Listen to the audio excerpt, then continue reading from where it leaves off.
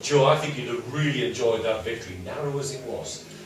Yeah, it was narrow in terms of the scoreline, but I thought we should enjoy it. We played a top side today, and we've really worked hard for it. But that's what you get. That's the rewards you get if you work hard. They were a difficult side to break down, but you did so, got a goal, and probably could have had a couple more. Yeah, we stuck to our game plan in terms of playing, passing, and I thought we did that first half, and we also tried the second half. We need to look at and learn from when they went down to 10 men. We just need to probably assess that. I thought when that happened, we'd given so much energy levels to the rest of the game that we started to force the ball a bit. So we were kind of forcing it and then keeping it and forcing it. So we need to find the right balance. But overall, full credit to the players. You'd be surprised how physical Stevenage were in the first half, in 3 bookings. Well, that's part and parcel of football. I know it's physical, and certainly I said the other week about our concentration levels and our weakness, if you like, and we had a goal and we matched it as well. So as well as passing the ball, we stood up to them physically. But I think that's a bit disrespectful to Stevenage. I don't think they're that kind of side.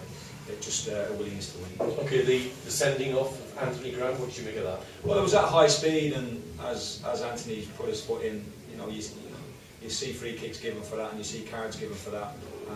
Whether he's made contact or not, I really honestly don't know. I know they were pretty aggrieved about it, and if the referee's got it wrong, well then they'll appeal it. And then a couple of minutes later, Sanchez Watt involved in that incident. What a goal! You criticised me the other week for saying let's focus on the build-up, but that was a pretty fantastic individual effort. Oh, that's the class he brings. That's why he's at the club he's at, and Sanchez's challenge is to do that more often. And what he did was a fantastic piece of skill, and because the game was so tight, it was going to be an individual piece of skill that probably opened up, and we're pleased it was us.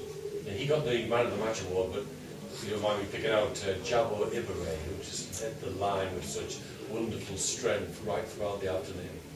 Well, that's what the number 9 has to do when you play the system we play, and his energy, his commitment, his attitude is incredible, and that allows to bring other people in. But I just thought, I was looking at us, and we've had so many games in a short period of time, and then to play Stevenage at this moment, they work so hard. Next week gives us a chance to have some downtime.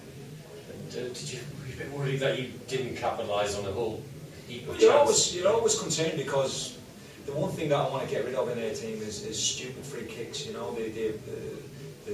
little niggly things that you don't have to do, and when the pressure's on, I want players to have clarity, and that's what I'm trying to get to. And the set pieces into the box are dangerous, as we saw at the very end.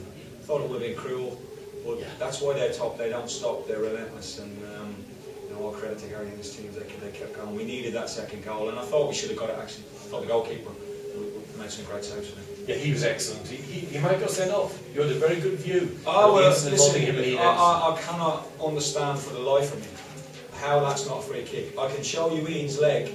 He's got an incredible mark on his leg where contact was made, and somebody says they don't see it. I don't understand it. I really don't, and that would have compounded Stevenage's misery. But I thought overall we had to control ourselves today, both benches and players. And quite a scalp, as you said. Stevenage unbeaten this season, starting second in the table.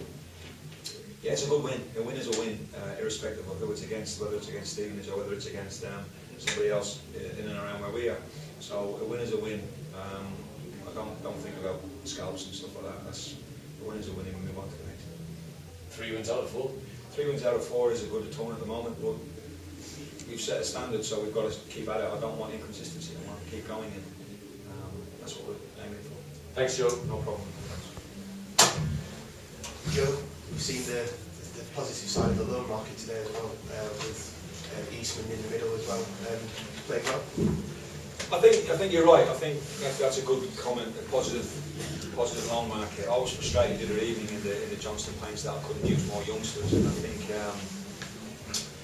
think if you use it correctly, it gives the young players an opportunity, especially from the top clubs, to do it. Where it gets a little bit silly is when they constantly go out. I'm a great believer in long term, and if the Premier League develop a young player, I think it'd be so beneficial for them just to send them out for a year and develop at another club and then move back. I'm all for that, but you're correct, yeah, it was positive. Do you think this under-21 league might have an effect on that, the fact that might not send out as many players? Well, there is, because, well, we've kind of found that because our under-21 league is quite competitive, and it gives us a good standard of game. But I'm still all about, I really do believe that players need to be pushed, and young players and young talent need to be pushed. And I've watched a lot of under-21 football, and I think teams walk around the rules in terms of the overage players. But whether it stretches players enough, I'm not so sure. I think this stretches them more. 3 points, crucial, atmosphere, yellow-red cards, kind of thing. That kind of intensity of a game is more beneficial.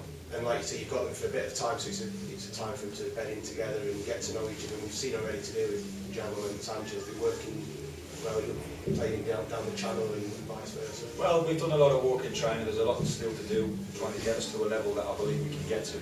And those players were brought in for exactly the reason you were saying, the quality level, the skill level, and because they've been brought up in the right way, it's how I want to play football. And the more we can benefit from that, the better.